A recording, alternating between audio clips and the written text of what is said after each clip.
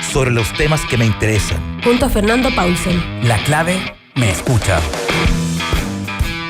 ¿Cómo están? Bienvenidos a Combinación Clave. Estamos ya con nuestra primera entrevistada. Ella es Alejandra Sepúlveda, directora ejecutiva de Comunidad Mujer. Alejandra, ¿cómo estás? ¿Cómo estás, Fernando? Muy buenos días. Bueno, muy bien.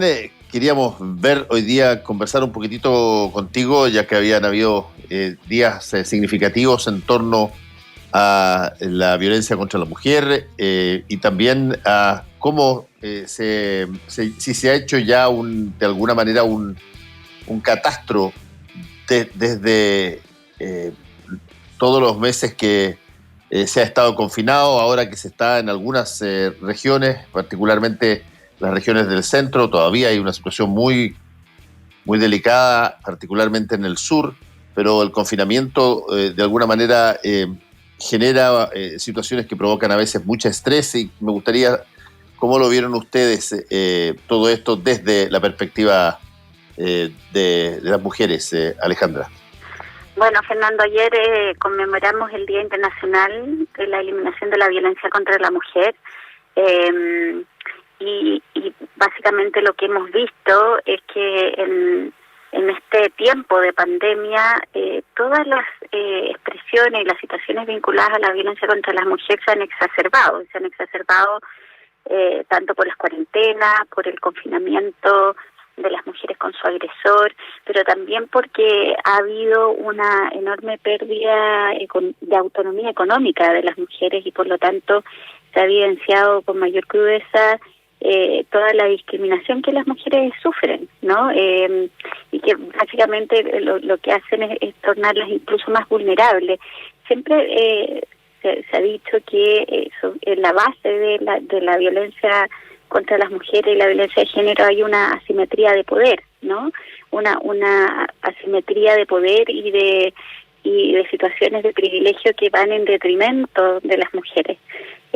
Son formas de alguna manera de asimetrías y desigualdades que comportan una transgresión a los derechos humanos de las mujeres. Así que la verdad es que el conmemorar, el recordar el 25 de noviembre todas estas situaciones es algo muy relevante porque necesitamos visibilizarlas y sobre todo diría que tanto desde Naciones Unidas como en general desde todas las instituciones está ese llamado a unirse, a trabajar en conjunto para poder erradicar esta gran lacra social.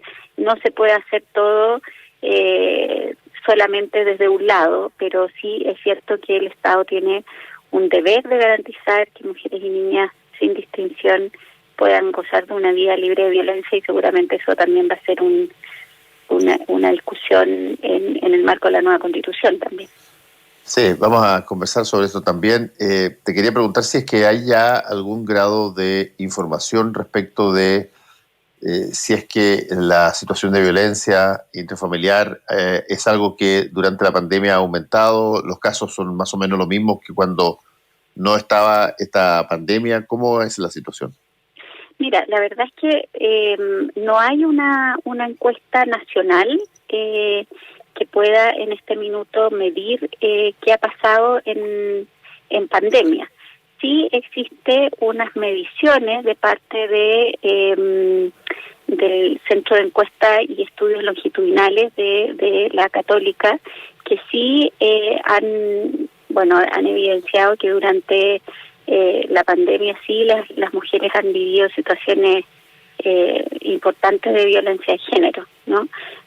Pero la encuesta nacional que se hace respecto a este tema es previa a la pandemia, entonces deberíamos poder esperar que esa medición se vuelva a hacer, aunque ya hemos visto que debido a todos los problemas de recursos y presupuestarios hay muchas encuestas que se han suspendido su medición. Una es esta, la encuesta nacional que mide todas las situaciones de violencia de género, y también la encuesta de Usol, que también se postergó su medición.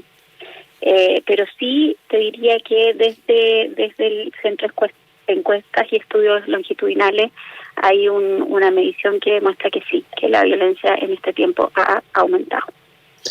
Tú mencionaste, Alejandra, estamos conversando con la directora ejecutiva de Comunidad Mujer, Alejandra Sepúlveda. Tú mencionaste que probablemente buena parte de los temas que han aparecido en el último tiempo y que tienen que ver con la mujer y los temas de género van a tener cabida en la discusión constitucional futura. Por ejemplo, ¿qué tipo de cosas crees tú que son imperativas que estén incluidas en la Constitución y que hoy no están?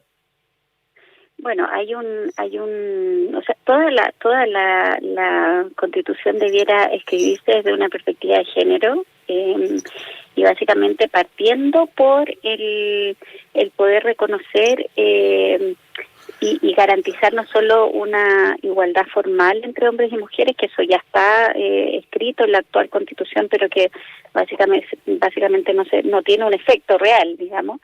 Pero te diría que el principio más importante es el de la igualdad sustantiva, que significa varias cosas. Una de ellas es la redistribución del poder y de los recursos políticos, económicos, simbólicos entre hombres y mujeres, pero también la obligación del Estado de tomar todas las medidas necesarias para acelerar la superación de las desigualdades de género, el principio de la no discriminación, que quiere decir que ninguna sexo género puede tener ventaja frente a otro, y que en ese sentido también es deber del Estado el poder garantizar que esa no discriminación exista. Y es súper claro, porque hoy día también eso lo podemos ver en no solo la situación que se ha generado ahora en la pandemia, sino cómo existía antes. O sea, si antes veníamos de una desigualdad de género importante, que la hemos conversado en otras ocasiones, diríamos que hoy, de alguna manera, la sociedad ha levantado una especie de monte Everest para las mujeres. El 88% de ellas perdió su empleo, no volvió al mercado laboral, tienen muchas dificultades para poder mantener su autonomía económica. Esta semana también se presentó un informe del sistema de mercado financiero, la Comisión de Mercado Financiero, que refleja cuánto les dificulta el acceso al crédito, para qué decir todo lo que tiene que ver con el trabajo doméstico de cuidado no remunerado, que no es reconocido, pero cuya responsabilidad recae en ellas, y eso también hace que pierdan grandes oportunidades. Nosotros, y en particular en mi caso, queremos pedir que en la nueva Constitución se reconozca precisamente esa contribución que hacen las mujeres al trabajo doméstico y cuidado no remunerado en la Constitución, porque es una manera también de generar un marco que después permita que las políticas públicas también consideren que si ellas renuncian o no tienen las mismas oportunidades en razón de este rol, por supuesto eso tenga que ser compensado, ya sea en términos de protección social, en términos de ¿cómo se llama?, de garantías de las pensiones. Hay una discusión que hay que tener respecto a la posibilidad de una renta básica, etcétera. Entonces, lo que quiero transmitirte es que, en definitiva, lo que ocurra en el debate constitucional sí necesariamente tiene que lograr verse reflejado en la vida de las mujeres y en la igualdad de género en el marco de convivencia y pacto social que nos demos en nuestro país, y por supuesto que el derecho a vivir una vida libre de violencia tiene que estar garantizado también en la nueva Constitución.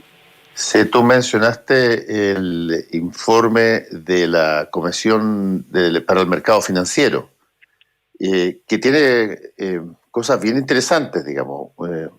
Una de ellas es que según lo que estoy viéndolo acá, las mujeres en el ámbito de, por ejemplo, ser sujetas de crédito o ser personas que hoy día generan la posibilidad de tener un crédito, están prácticamente igualados al número de hombres que también tienen crédito. Sin embargo, en el nivel de pago hay una diferencia bastante interesante a favor de las mujeres. Tienen una tendencia a pagar más que los hombres, los propios créditos que obtienen. Desde ese punto de vista, podría parecer que son o podrían tener una cierta inclinación mayor a ser receptoras de créditos, y sin embargo eso no es así.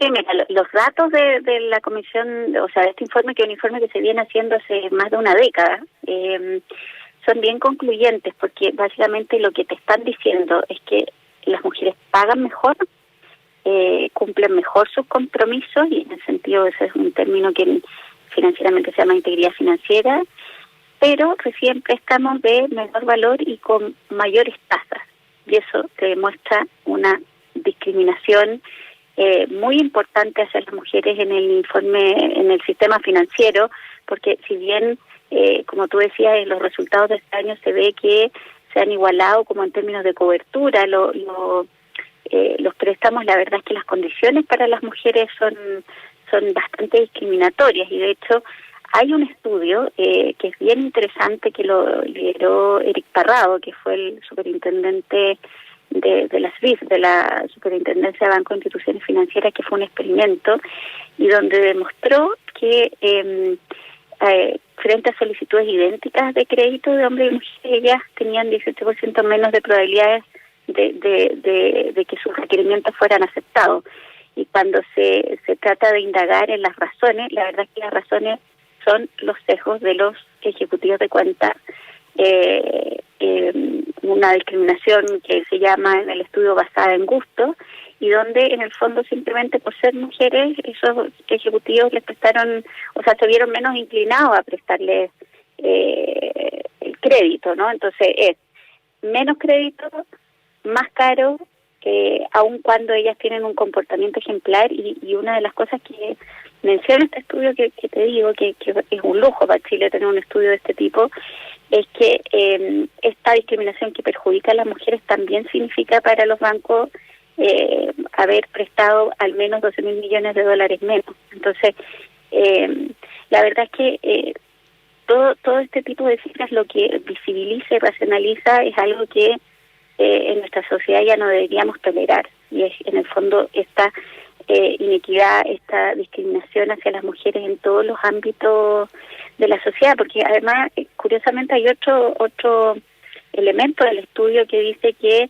en el comportamiento del crédito de las mujeres lo que hacen es utilizar créditos para la vivienda, ¿ya? Sí. O abrir cuentas de ahorro para la vivienda, y eso también te demuestra un orden de género donde, dado que ellas han sido y son las principales cuidadoras de la familia, tienden a buscar formas de proteger a sus hijos, a sus hijas, y en el fondo de tomar opciones de compromisos crediticios que vayan en favor de la familia, no de un crédito de consumo, no de un crédito comercial. Entonces, eso también te demuestra cómo finalmente ese orden de género también afecta o determina decisiones que son distintas, porque por ejemplo puede ser que los hombres pidan más piden más crédito de consumo, pero también comerciales, que significa un crédito para llevar adelante un emprendimiento o una nueva empresa. Bueno, las mujeres eso lo hacen menos. ¿Por qué? Porque privilegian esto que son decisiones de impacto social, que tienen que ver con el bienestar de las familias. Entonces, en definitiva, el sistema financiero tiene mucho que aprender y que modificar respecto a estos comportamientos discriminatorios hacia las mujeres. El estudio que te menciono dice, mira, es fácil, hay que empezar a contratar más ejecutivas de cuentas mujeres, eso va a evitar tanto sesgo, pero va mucho más allá de eso. Finalmente va en cómo se abren las oportunidades, y lo hemos visto en esta pandemia, como las emprendedoras le ha costado muchísimo más, por ejemplo, acceder a los créditos FOGAPE. O sea, de verdad es como bien intolerable que a estas alturas, y con todos los efectos negativos que la pandemia ha tenido en las mujeres, es bien lamentable que todavía les sea tan difícil acceder a los recursos económicos. Uno puede entender que las mujeres tienen menos remuneración o que tienen menos recursos, pero eso también es parte de la misma conversación. O sea, ¿hasta cuándo vamos a discriminar a las mujeres? ¿Hasta cuándo vamos a tener una brecha salarial que se explique no por razones observables, sino por la discriminación en razón de la maternidad? O sea, tenemos tanto que hacer aquí, y siento que si bien se ha ido visibilizando, instalando el tema, es algo que tenemos que abordar muy seriamente desde las políticas públicas, pero también, por supuesto, desde el debate constitucional. Sí, ¿hay algún tipo de conexión, de diálogo con el Ministerio de la Mujer en torno a esto? Sí, por supuesto que sí. Y básicamente el Ministerio de la Mujer hace unos meses atrás convocó una comisión, una mesa de género para poder abordar los distintos temas de la pandemia. Comunidad Mujer, yo en particular participé en la mesa de reactivación económica. Una de las cosas una de las grandes propuestas que en este minuto hicimos fue el que todos los subsidios al empleo que estaba diseñando el gobierno tenían que tener una perspectiva de género. Nos reunimos con el ministro de Hacienda, con la ministra del Trabajo, además de la ministra de la Mujer. Y bueno, y ahí, claro, ¿qué es lo que conseguimos? Un subsidio a las nuevas contrataciones mayor en el caso de contratar mujeres, pero ese monto mayor es la verdad que es muy insuficiente, porque son 20.000 pesos más de lo que significa el 60% del salario mínimo, o sea, hasta un tope de 270.000 pesos, pero no es un subsidio que ni siquiera alcanza a reflejar la mayor brecha salarial. Entonces, ahí por supuesto que hay políticas públicas que mejorar. Ahora también vemos lo que está pasando con los contratos suspendidos y cómo a las mujeres en definitiva les está costando mucho más volver a reincorporarse a su puesto de trabajo, porque no tenemos colegios, salas cunas, jardines infantiles abiertos, no hay redes de cuidado que puedan apoyar esa labor. Entonces, la última cifra que yo revisé de cuántas mujeres, por ejemplo, habían pedido, en relación a los hombres que habían pedido la licencia para cuidar, que es una de las leyes que se ha aprobado en este tiempo, y eran el 90% mujeres. O sea, también ahí se ve cómo finalmente este desequilibrio en los roles y en las responsabilidades es tan grande. Entonces, estamos, como te digo, estamos en una urgencia, Fernando. Hemos retrocedido una década en participación laboral y no es lo único, porque claro, podría parecer que a nosotros nos preocupa más el tema económico, pero es que el tema económico también determina un nivel de autonomía y libertad que también puede ayudar a las mujeres a salir de un círculo de agresión y de violencia. Si las mujeres no tienen ingresos, si no tienen una casa donde vivir, si además están endeudadas en niveles mucho más grandes de lo que pueden llegar a pagar, imagínate qué posibilidades tienen de salir de un círculo de violencia y además sin la ayuda que corresponde. Y ahí hoy día está muy pendiente y aquí hago un llamado general al Congreso y a las autoridades a ponerse de acuerdo para poder sacar adelante la ley de violencia integral que está discutiéndose en el Congreso hace mucho tiempo. Estamos conversando con la directora ejecutiva de Comunidad Mujer, Alejandra Sepúlveda. Sí, ¿tú has visto, aparte del tuyo, por supuesto, un interés muy alto de mujeres por participar en la Convención Constitucional, presentándose como constituyentes? ¿Cómo están confeccionándose más bien esas listas, particularmente en términos de los independientes, desde esta perspectiva? Porque tú has dicho que la Constitución debería tener una perspectiva de género. Bueno, yo parto de la base de que eso necesita que haya muchas mujeres participando que den, entre otras cosas, esa perspectiva, digamos. Sí, mira, yo creo que voy a partir un poquito de más atrás. Dentro de las innovaciones en la representación que se dan en este proceso constituyente está la paridad de género, que es algo que lo que Comunidad Mujer se involucró de manera importante, y eso es lo que obliga es a que en esta convención constitucional, que fue la opción que la ciudadanía eligió mayoritariamente, tengan que necesariamente constituirse listas de candidatos y candidatas con paridad de género y además con un mecanismo cebra, que es alternar en el orden de la lista primero mujer, hombre, mujer, hasta completar el número de escaños de cada distrito y uno más, es un N+1. Entonces ahí tienes una base de como para empezar, importante, porque obviamente hoy día todos los pactos, los partidos políticos y los independientes están buscando un número de mujeres para poder en el fondo conformar esas listas. Ahora, más allá de eso, es bien preocupante lo que está pasando en el caso de los independientes, que estamos dando una pelea. Yo en particular la estoy dando en el distrito 11 para poder inscribir mi candidatura, pero estamos a menos de 50 días de la fecha límite, que es el 11 de enero, y todavía no existen reglas claras respecto a cómo los independientes, incluidas las mujeres independientes, que son muchas, vamos a poder competir en esa elección, porque todavía no se ha aprobado, por ejemplo, el mecanismo para la inscripción el patrocinio, de firmas a través de la firma electrónica y de clave única. Tampoco la rebaja del porcentaje de firmas que se exigen, que es considerablemente más grande que el que le exigen a los partidos políticos para inscribir a sus militantes.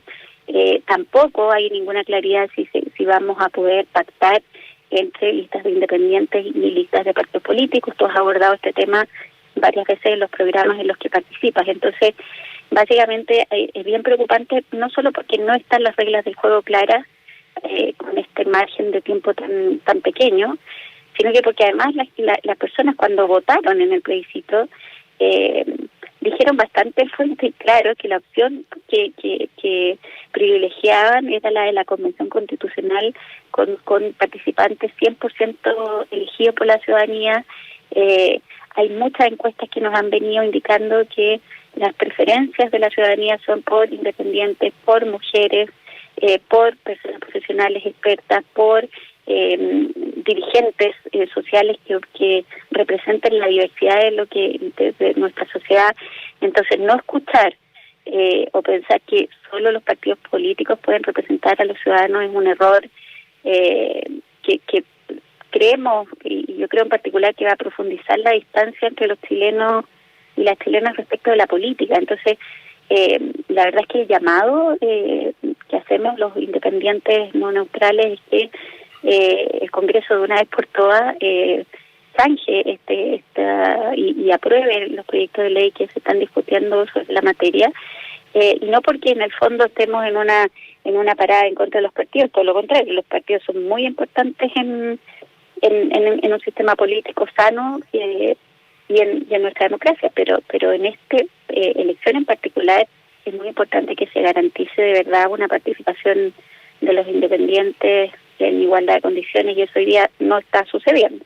Sí, efectivamente todavía no se han podido bajar las barreras que permiten una situación equiparitaria entre independientes y militantes de partido, pero lo que sí se logró es que los constituyentes fueran mitad hombres y mitad mujeres, que también era una situación extraordinariamente novedosa, y en un momento dado se creía que no iba a prosperar, y finalmente, bueno, fue lo primero, de las tres cosas que se discutían o se iban a discutir sobre detalles importantes de la Convención Constitucional, estaba la paridad de género, los escaños reservados para pueblos originarios y la necesidad de tener la cancha equiparada para independientes y políticos profesionales o militantes de partido. De las tres, la única que se ha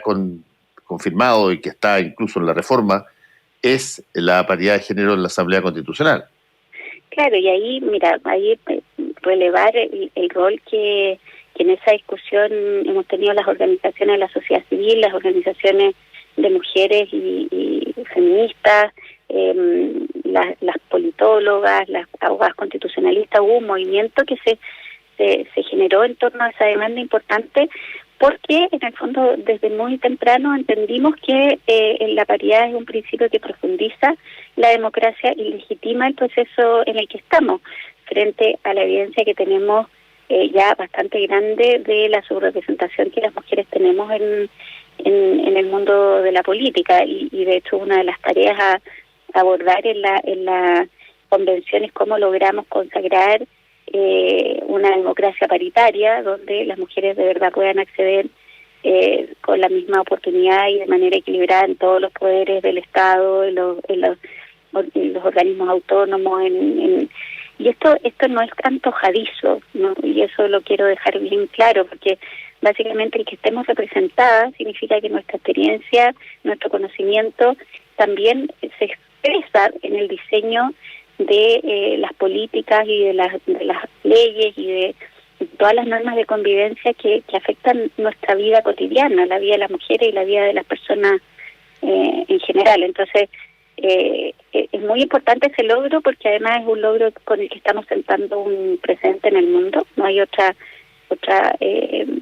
convención o proceso constituyente que se haya tenido en sus inicios esta paridad de género. Ahora el desafío es lograr que eso se refleje en la Constitución, y en una Constitución con perspectiva de género. No necesariamente todas las mujeres tienen perspectiva de género, pero ya el hecho de que todas puedan en toda su diversidad llegar a esta convención es algo muy importante que nos va a permitir fortalecer la construcción de este pacto y de un modelo de desarrollo que nos incluya a todos y a todas. Yo creo que tenemos que empezar a poner sobre la mesa esos temas también que son tan relevantes. A ver, a riesgo de ser repetitivo, digamos, y que probablemente te lo hayan preguntado muchas veces antes, ¿qué es exactamente lo que define, por ejemplo, una constitución, cito, con perspectiva de género? A diferencia de una que no tiene perspectiva de género. Bueno, una constitución con perspectiva de género es una constitución que primero reconoce y consagra la igualdad real que te comentaba al principio, que es esta igualdad sustantiva, donde se garantiza que todas las regulaciones y todas las normas y todas las políticas que deriven de esa constitución protejan los derechos de las mujeres y de las personas de la diversidad sexual, que garanticen que no se cometan injusticias derivadas de la discriminación. Hoy día no existe el principio de no discriminación en la Constitución, discriminación por razones de género. Significa el garantizar derechos fundamentales de las mujeres, como el que te mencionaba antes, el derecho a una vida libre de violencia, el derecho a la igualdad salarial, el derecho al cuidado sanitario, al reconocimiento del trabajo no remunerado de las mujeres. Significa lo que te decía antes, el consagrar una democracia paritaria y proporcional, o sea, la redistribución del poder de la sociedad y de sus instituciones entre hombres y mujeres, incluso también cómo ese poder y esa distribución se reflejen en el mismo trabajo de la Convención respecto a la presencia de mujeres en qué comisiones y en qué toma decisiones. Y la verdad es que eso debiera ser transversal. También implica, y eso es una aspiración, que la Constitución tenga también, incluya un lenguaje inclusivo, que nos incorpore a todos y a todas. Y en definitiva, en el fondo, todas aquellas principios y garantías que aseguren que después, en la aplicabilidad de esta nueva Constitución, todos los reguladores, los jueces, todas las personas que tienen que interpretar la ley, no de ninguna manera pueden interpretarla de una manera distinta y que vaya en contra de estos derechos de las mujeres, que es lo que hoy día ocurre en muchos ámbitos, partiendo por el ámbito de la violencia de género también. Sí. ¿Se entiende? Sí. Mira, esta es la típica situación, Alejandra, donde probablemente en el futuro las personas van a estar muchísimo más, yo te diría, incorporadas a comprender todos los fenómenos de género desde una perspectiva mucho más igualitaria, porque es algo que está introduciéndose muy fuerte. Incluso, que era mi última pregunta, incluso te quería preguntar cómo esto se canaliza a través de las instancias pedagógicas para poder, o cívicas, para poder tener una cultura, si tú quieres, de género al respecto. Mira, la verdad es que es bien importante tu pregunta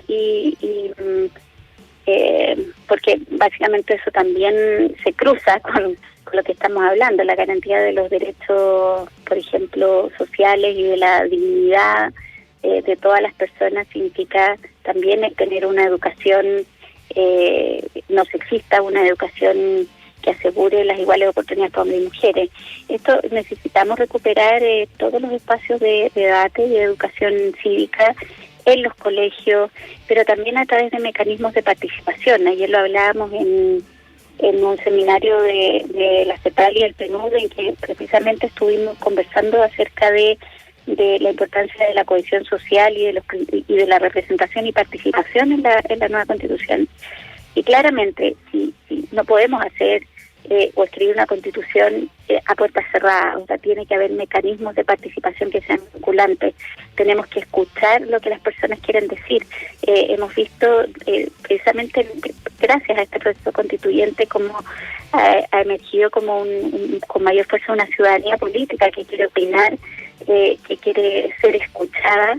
Y al mismo tiempo que tú abres esos mecanismos de participación, también estás educando, también estás pudiendo explicar, por ejemplo, qué significa establecer un marco jurídico robusto que incluya el reconocimiento a todas las discriminaciones que las mujeres sufren y cómo eso se puede adaptar a medidas legislativas, a políticas públicas, a medidas judiciales que sean efectivas, a remover en el fondo todos estos obstáculos de manera transversal, todos los estereotipos, los sesgos de género que nos han acompañado en nuestra cultura patriarcal, porque todos finalmente somos hijos y hijas de esa misma cultura.